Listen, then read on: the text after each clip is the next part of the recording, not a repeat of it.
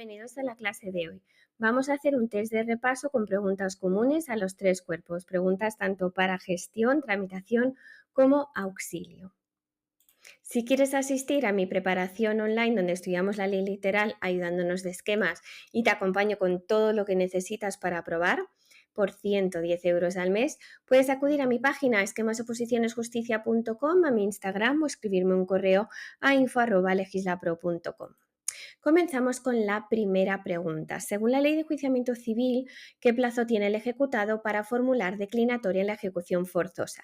Así que nos situamos aquí en el tema de ejecución civil, y me está preguntando por la declinatoria.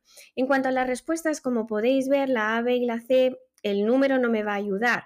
Aquí tengo que saberme bien desde cuándo se cuenta.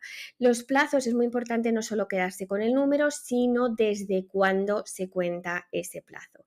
Tenemos en la A 5 días desde que se le notifica la ejecución, B desde que se dicta el autodespacho de ejecución, C desde que se dicta el decreto conteniendo las medidas de ejecución, o D, B y C son correctas. Aquí la respuesta correcta es la A, es desde que se le notifica la ejecución, como podemos ver del artículo 547 de la Ley de Enjuiciamiento Civil, que dice aquí 5 días siguientes a aquel en que reciba la primera notificación.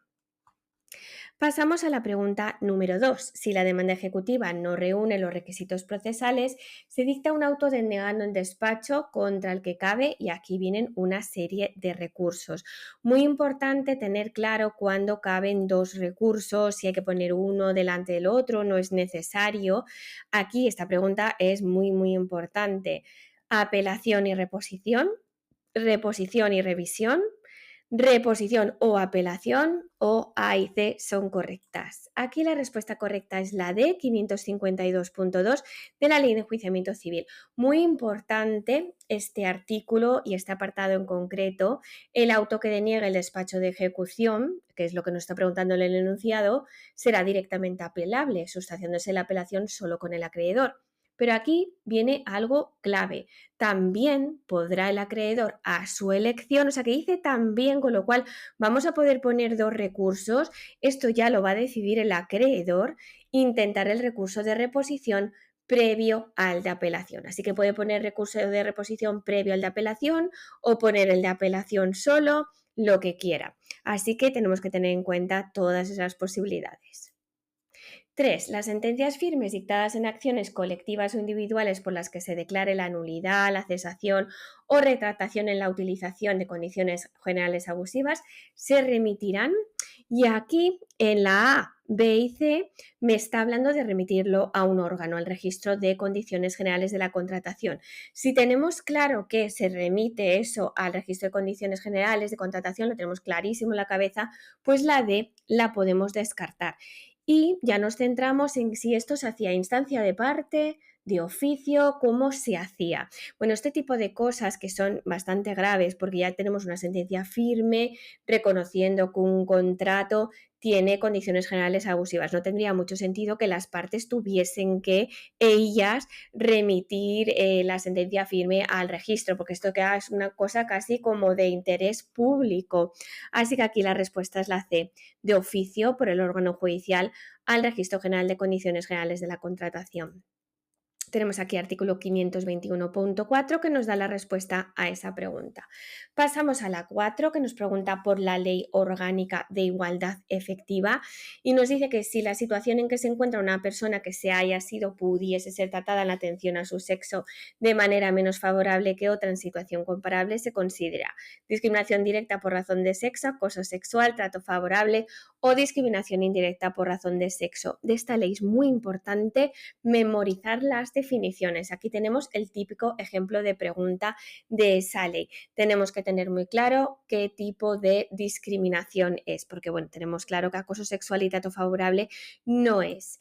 Aquí tenemos como respuesta correcta la A, nos vamos al artículo 6 de la Ley Orgánica y aquí tenemos precisamente en el apartado 1 la definición de directa, que es lo que viene en el enunciado, y en el 2 la de indirecta, que no tiene pérdida porque tendría que hablar de criterios aparentemente neutros, prácticas aparentemente neutros, o sea que en principio esa acción, eso que ha hecho la empresa no parece que produzca directamente discriminación, pero si luego vamos viendo lo que cobra esa persona, la promoción profesional que ha tenido esa persona a lo largo del tiempo, ves que esa práctica que tuvo la empresa sí tuvo consecuencias luego con el tiempo.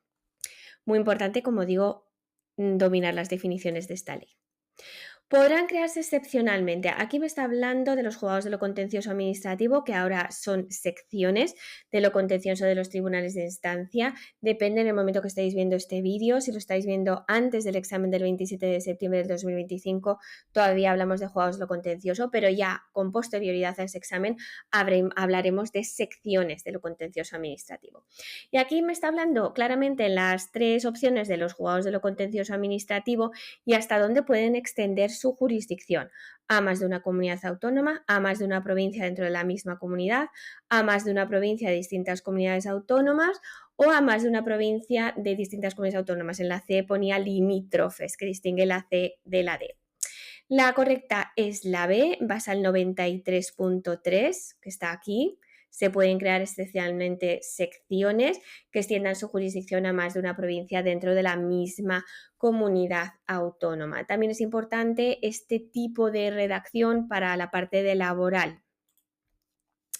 6. En el procedimiento penal abreviado nos vamos a penal y claramente me está hablando aquí, si me fijo en el verbo, en la notificación de la sentencia, cómo se hace, que tenemos que tener claro que se hace por escrito. Y aquí va a ir jugando con el por escrito, con el verbalmente, aquí viene verbalmente otra vez, pero ya eso nos tiene que chirriar porque sabemos que la notificación es por escrito. Y luego ya juega con que ha tenido que ser parte de la causa, no hace falta que hayan sido parte de la causa, aunque no hayan sido parte de la causa, con esa coletilla. La respuesta correcta es la C, se notifica por escrito a los ofendidos y perjudicados por delito, aunque no se hayan mostrado parte en la causa. Pasamos, aquí tenemos el 792.5, que da la respuesta ahí en la LECRIM.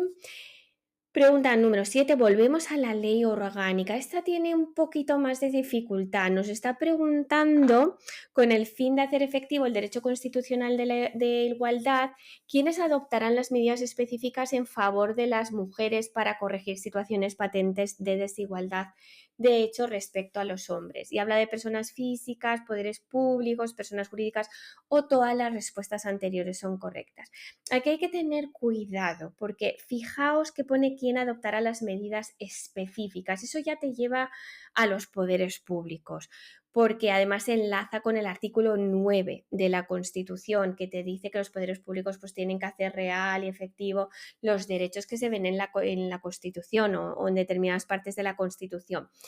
Así que ya sí, las personas físicas y jurídicas podrán colaborar y podrán establecer medidas también, pero eso de medidas específicas ya suena muy a los poderes públicos. Y es la B. De todas maneras, vámonos al artículo 11, porque aquí en el apartado 1 estaría lo que viene en el enunciado, adoptarán medidas específicas, pero en el 2 dice también las personas físicas podrán, pero ya es algo complementario. Y aquí en la pregunta te dicen adoptarán. Estas otras, las personas físicas y jurídicas, podrán adoptar, pero no adoptarán sí o sí. Así que bueno, esta tenía un matiz ahí un poquito más complicado. 8. En el procedimiento del jurado, si después de una tercera devolución permaneciesen sin subsanar los defectos denunciados o no se hubiesen obtenido las mayorías necesarias, ¿qué ocurre?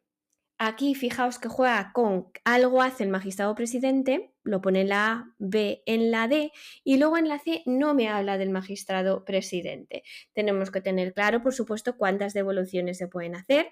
Y luego ya si dudamos, si fuese una cosa que hace el magistrado presidente, pues ya nos centramos en ver qué hace exactamente. El magistrado presidente explicará detenidamente las causas que justifican la devolución y precisará la forma en que se deben subsanar los defectos del procedimiento. El magistrado presidente procederá a disolver el jurado y dictará sentencia absolutoria. El jurado será disuelto y se convocará a juicio oral con un nuevo jurado, o el magistrado presidente concederá la palabra al fiscal y demás partes para que por su orden informen sobre los defectos denunciados. Bueno, pues hay tanta insistencia en el magistrado presidente y resulta que no hace nada en ese momento. Se disuelve el juzgado, se convoca nuevo juicio, o sea, un juicio oral con un nuevo jurado, como dice el artículo 65 de la Ley Orgánica del Tribunal del Jurado, como se puede ver aquí. 9. En relación a la intervención judicial de la herencia, nos vamos a los procesos civiles. Para poder examinar a los parientes sobre el hecho de que una persona haya muerto ab intestato, sin testamento, se dictará un auto, una providencia, un decreto, una diligencia. En este tipo de cuestiones hay que tener muy claras las resoluciones. Si no lo tenemos claro, no nos suena de nada, no nos lo podemos jugar. Sería una buena pregunta para dejar en blanco, porque si no, eso no te lo sabes, pues puede haber alguna sorpresa. Aquí la respuesta correcta es la B. Según el artículo 791.1, nos podríamos ayudar del concepto de que la providencia sirve para impulsar el procedimiento, es decir, que en este procedimiento, para intervenir judicialmente en la herencia, para que no se quede paralizado y queremos obtener información, vamos a hacer preguntas a los parientes y entonces para eso vamos a utilizar la providencia. Y luego, en la última pregunta, que sería la 10, en relación a la administración judicial del caudal hereditario, si el administrador lo propone y oyendo previamente al interesado, el órgano judicial puede decidir la venta de los bienes que en principio no se podrían enajenar.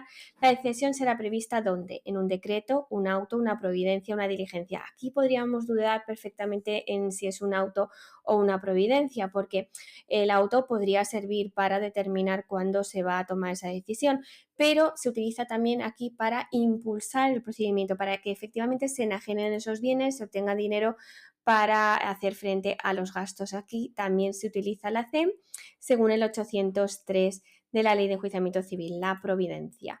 Como tenemos aquí el artículo 803, importante recordar que en principio el administrador no puede enajenar ni gravar los bienes, pero se exceptúa los que se puedan deteriorar, difícil costosa conservación, los frutos o bienes que, por ejemplo, se necesiten para hacer frente al pago de las deudas. Así que es importante tener claro que sí, la regla general es que no se puede enajenar ni gravar, pero puede haber excepciones.